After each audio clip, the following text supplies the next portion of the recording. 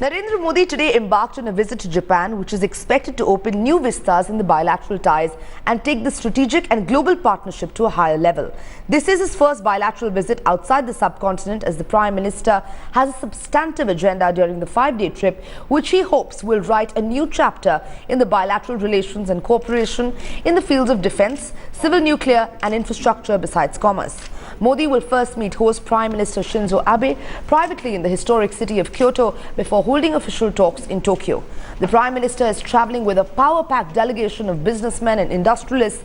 Big names like Mukesh Ambani, Gautam Adani, Azim Premji, Chanda Kochar, Kiran Mazumdar-Shaw are part of the Prime Minister's delegation.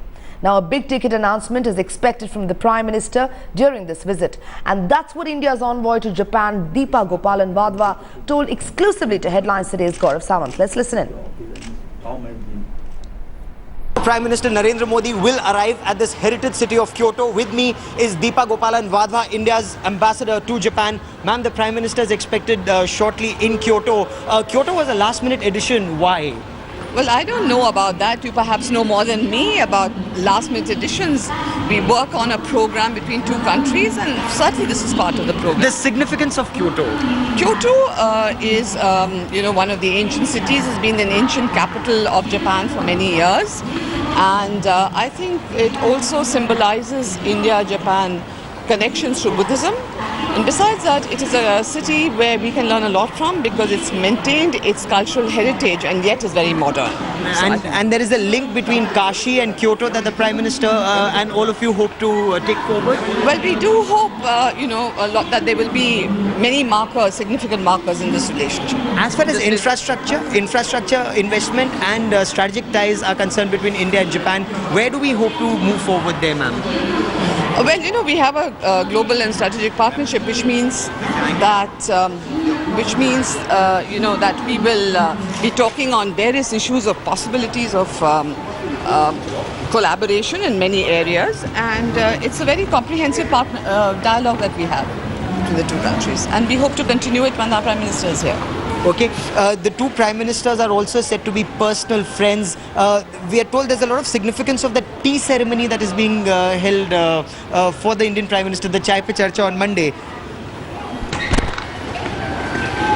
Well, tea ceremony again is very much part of a Japanese, culture, part of their traditions, and we're quite glad that our Prime Minister will have an opportunity to see how it goes. Many thanks for speaking to Headlines today. So, the Indian ambassador to Japan saying this relationship will be taken to the next level when Prime Minister Narendra Modi arrives. With cameraman Kirpal Singh, Gaurav Sawant in Kyoto for Headlines Today. And now our Strategic Affairs Editor Gaurav Sawant joining us from Kyoto. Gaurav, Modi travelling with a large delegation studded with some of India's biggest industrialists. So India definitely hoping to win the Japanese backing for a nuclear energy pact and your investment into the billion market while addressing Japan's concern about nuclear proliferation. Spot on there, Sanjana. A power-packed delegation accompanies Prime Minister Narendra Modi. Of course, they're not on board his aircraft, but the business delegation, business-to-business ties, Japanese investments in India is something that will be a key takeaway from this visit. India hopes to double Japan's investment in India. We've been speaking to captains of industry here. They are very keen to invest in India. All they're waiting to see is the Prime Minister's vision. Japan has a lot of money, as one of the industry captains was telling me. They just want a stable government, a stable environment to invest in.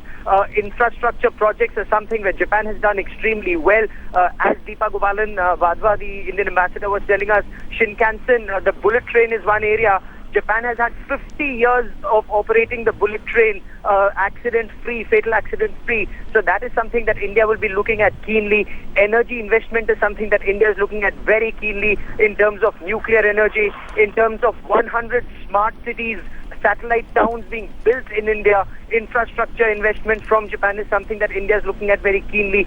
So a lot of big-ticket announcements are also expected at the end of this visit. Right, Gaurav, thank you so much for giving us that update. We'll keep a keen eye on the developments. This is, remember, as Modi is in Japan to boost ties. The great bullet train dream. Prime Minister Narendra Modi dreams of getting a bullet train like this, the original Japanese Shinkansen, into India. We are now traveling on a bullet train from Japan's capital Tokyo to the heritage city of Kyoto. This is a green car we are traveling in, extremely popular bullet train here in Japan. Speeds of up to 300 kilometers per hour. Let's take you for a ride in this bullet train. The train fare between Tokyo and Kyoto is about 13,500 yen. Now, if you were to roughly calculate this and convert this into Indian rupees, it would be about 6,500 rupees. And many would ask, can people in India afford this fare? If we were to say between Mumbai to Ahmedabad, which is Prime Minister Narendra Modi's dream, to have a bullet train for 500 kilometers, would people be willing to pay 6,500? We spoke to some passengers on board this train and they say time is money, and paying 6,500 rupees and reaching in 2.5 hours and safe is well worth it.